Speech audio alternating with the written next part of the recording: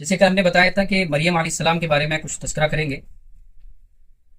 مریم علیہ السلام ایک ایسی خاتون ہے، اللہ تعالیٰ نے جو اولاد کے پیدا ہونے کا جو ذریعہ رکھا ہے، جو پروسیس ہے، وہ یہ ہے کہ آدمی اور عورت کا نکاح ہو اور پھر اس کے بعد ان کا ملن ہو اور اس کے بعد پھر اولاد ہوتی ہے۔ لیکن اللہ تعالیٰ نے دو معجزے ایسے بھی کیے ہیں کہ ایک مرتبہ بغیر ماں کے پیدا کیا جیسے کہ آدم علیہ السلام کو، اور ایک مرتبہ بغیر باپ کے پیدا کیا جیسے حضرت عیسیٰ علیہ السلام۔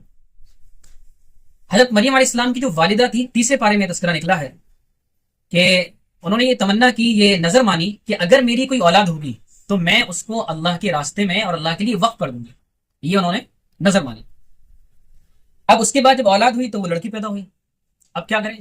ان کے ماموں تھے زکریا علیہ السلام، تو ان سے مشورہ کیا کہ نہیں، نظر مانی ہو تو پوری کرنی ہوگی۔ تو پھر جہاں پر بیت المقدس ہے، جہاں فلسطین ہے، وہاں پہ حجرہ تھا چھوٹا سا، تو وہاں پہ ان کو چھوڑ دیا گیا کہ اب یہ اللہ کی عبادت کریں گے، اس کے اندر یہ رہیں گی۔ تو چار دیواری کے اندر رہا کرتی تھی، باہر سے کوئی ان کا تعلق نہیں تھا، کچھ بھی چیزیں نہیں تھی ان کے پاس۔ بس زکریا علیہ السلام جایا کرتے تھے اور یہ دیکھتے تھے کہ قسم قسم کی چیزیں کھانے کو رکھی ہوئی ہیں، تو پوچھتے تھے یا مریم انا لکی ھذا، یہ کہاں سے آتا ہے؟ تو وہ کہتی تھی قالت ہوا من عند اللہ، تو اللہ کے پاس سے۔ پھر زکریا علیہ السلام جو تھے، ان کی کوئی اولاد نہیں تھی، تو وہ اللہ سے بڑی دعائیں کرتے تھے، ربی ھب لی من الصالحین، یا اللہ مجھے نیک اولاد عطا فرما۔ تو اللہ تعالیٰ نے کہا یا زکریا انا نبشرک بغلام اسمہ یحییٰ، کہ زکریا ہم تمہیں بشارت دے رہے ہیں کہ تمہاری ایک اولاد ہوگی، اس کا نام یحییٰ ہوگا۔ پورا ان کا واقعہ ہے۔ پھر اس کے بعد مریم علیہ السلام سے اللہ تعالیٰ نے ایک دن کہا کہ تمہاری اولاد ہوگی، تو مریم السلام نے کہا لم یمسسنی بشر ولم اک بغیہ، کہ مجھے کسی انسان نے چھوا نہیں ہے اور میں بیکار بھی نہیں ہوں، گندی بھی نہیں ہوں، تو کیسے ہوگا؟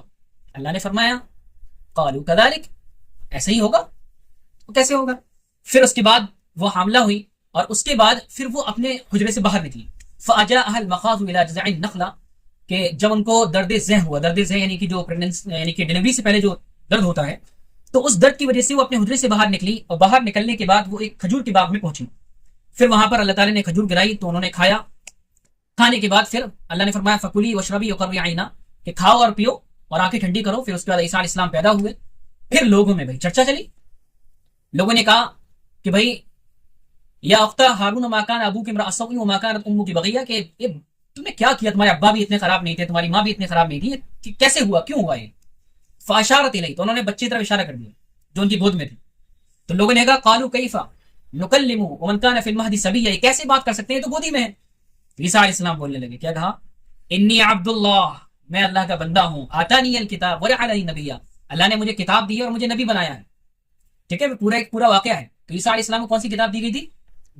انجیل دی گئی تھی، ٹھیک ہے۔ اور اس کے بعد عیسیٰ علیہ السلام جو ہے جو یہودی تھے، ارے وہ بہت بڑی کہانی ہو جائے گی، جو یہودی تھے، پھر عیسیٰ علیہ السلام کو ان کو قبول کرنے میں بہت ٹائم لگا، اور یہ یہودیوں کی پوری ایک سازش تھی جو ان کو جو ہے عیسیٰ علیہ السلام کو آج تک وہ ولد الزنا کہتے ہیں، کہ ان کے کوئی باپ کا نہیں پتا، اس لیے وہ ولد الزنا ہے۔ اب عیسائی جو تھے، جنہوں نے عیسائی دھرم قبول کیا، وہ اور بڑے والے نکلے، انہوں نے کہا ان کے کوئی باپ نہیں تھے، تو نعوذ باللہ اللہ تعالیٰ ان کے ابا ہیں۔ تو دونوں ہی جو ہے گمراہی میں، اللہ تعالیٰ فرما رہے ہیں دونوں ہی گمراہی میں۔ وقالت الیہود لیست النصارى علی شیء وقالت النصارى لیست الیہود علی شیء، عیسائی کہتے ہیں یہودیوں سے کہ تم غلط کر رہے ہو، اور یہودی کہتے ہیں عیسائی تم غلط کر رہے ہو۔ یہ بالکل کہہ رہے ہیں کہ عیسیٰ علیہ السلام ولد الزنا ہے، ان کے کوئی ابا ہی نہیں ہے، پتہ نہیں کیسے ہوئے، نعوذ باللہ۔ اور عیسائی حد سے آگے بڑھ گئے، کیا کہنے لگے کہ ان کے ابا کیا ہیں؟ اللہ تعالیٰ ہے۔ پھر اللہ کے نبی صلی اللہ علیہ وسلم شریعت آئی تو کہا کہ یہ اللہ کے کن سے پیدا ہوئے ہیں، اللہ کے حکم سے پیدا ہوئے ہیں۔ تو دونوں کی تھیوری جو ہے وہ غلط ہوئی، اور جو اسلام نے ایک تھیوری پیش کی کہ وہ اللہ تعالیٰ کا جو معجزہ تھا کہ آدم علیہ السلام کو بغیر ماں کے اور عیسیٰ علیہ السلام کو بغیر باپ کے پیدا کر کے دکھانا تھا۔ اس کے بعد سورہ مریم میں ایک آیت آگے آئی ہے وَإِن مِّنكُمْ إِلَّا وَارِدُهَا كَانَ عَلَىٰ رَبِّكَ حَتْمًا مَقْضِيًّا، کہ پل صراط جو جگہ ہے، سنی ہوگی آپ لوگوں نے، کہاں پر ہے؟ دلی، کہاں؟ ممبئی میں، کہاں ہے؟ ہاں دبئی میں، کہاں پر ہے پل صراط؟ کہاں پہ ہے؟ مطلب کس شہر میں، کس ملک میں؟ شہر میں تو نہیں سنا ہے، اس پہ سنا کہ ہاں مرنے کے بعد۔ اچھا ہاں، تو کسی دنیا میں نہیں ہے وہ مرنے کے بعد جو ہے جو ایک قیامت کا پورا ایک منظر ہوگا، اس میں اللہ تعالیٰ فرما رہے ہیں کہ جو پل صراط کا جو معاملہ ہے وَإِن مِّنكُمْ إِلَّا وَارِدُهَا، تم میں سے ہر ایک شخص اس سے گزر کے جائے۔ كَانَ عَلَىٰ رَبِّكَ حَتْمًا مَقْضِيًّا، تمہارے رب کا بالکل یقینی فیصلہ ہے۔ ثُمَّ نُنَجِّي الَّذِينَ اتَّقَوْا وَنَذَرُ الظَّالِمِينَ فِيهَا جِثِيًّا، پھر جو لوگ نیک ہوں گے، متقی ہوں گے، اللہ ان کو بچا لیں گے۔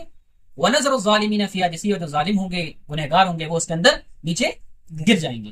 اس لیے بار بار یہ دعا کرنی چاہیے کہ اللہ کے نبی صلی اللہ علیہ وسلم حدیث میں فرمایا کہ مومن پل صراط سے ایسے گزرے گا جیسے کہ یعنی سیکنڈوں سے بھی کم، یعنی کہ بجلی کی رفتار سے، اور جو نافرمان ہوگا ان کو وہ راستہ اتنا طویل لگے گا کہ وہ آگے چلتے چلتے چلتے چلتے وہ نیچے گر ہی جائیں گے. اس لیے ہر نماز میں ہمیں یہ دعا کرنی چاہیے کہ اللہ تعالیٰ ہمیں پلسرات سے حفاظت فرما اور وہاں کا جو سفر ہے وہ آسانی سے فرما. اس کے بعد آگے ایک آیت فرما رہے اللہ تعالیٰ وَكُلُّ مَا آتِي يَوْمَ الْقِيَامَةِ فَرْدًا، کہ قیامت میں ہر ایک آدمی اکیلے اکیلے جائے گا. وَكُلُّ مَا آتِيهِ يَوْمَ الْقِيَامَةِ فَرْدًا، قیامت میں اکیلے اکیلے والا معاملہ ہوگا. ابا کی انگلی پکڑ کے ہم نہیں جا سکتے اور کوئی کسی کے ساتھ نہیں جائے گا. سب کو اپنے اعمال کا خود ہی بدلہ دینا ہوگا، سب کو اپنی فکر ہوگی. اس لیے میں اکثر جو ہے کبھی کوئی بات ہوتی ہے کہ بھائی گھر میں کوئی ٹینشن ہو جائے، کوئی بات ہو جائے، انسان کو نہ مناؤ. کس کو مناؤ؟ اللہ کو مناؤ کہ اللہ مجھ سے کوئی گناہ ہوا ہے، اس وجہ سے بیوی سے میرا معاملہ خراب چل رہا ہے، یا اللہ مجھ سے کوئی گناہ ہوا ہے اس لیے میرے ابا سے کوئی معاملہ خراب چل رہا ہے، تو اللہ سے دعا مانگو. ٹھیک ہے، کیونکہ اللہ تعالیٰ فرمایا قرآن کے اندر ما من دابۃ الا هو آخذ بناصیتها، کہ جتنے بھی انسان ہیں سب کے جو کھوپڑی کے اندر دماغ ہے وہ اللہ کے قبضے میں. تو ہم اپنے شکوے شکایت اپنی جو بھی چیز ہے وہ اللہ سے رکھیں، کیونکہ ہمیں اکیلے قبر میں بھی پہنچنا ہے اور اکیلے ہی اپنے حساب کتاب دینا ہے. تو اللہ تعالیٰ ہمیں سمجھنے کی اور عمل کی توفیق عطا فرمائے اور یہیں پہ رہ کے تیاری کرنے کی توفیق نصیب فرمائے، اور رمضان کے بعد بھی اسی طرح رہنے کی توفیق نصیب فرمائے. اسی لیے ہے اور کیا ہے.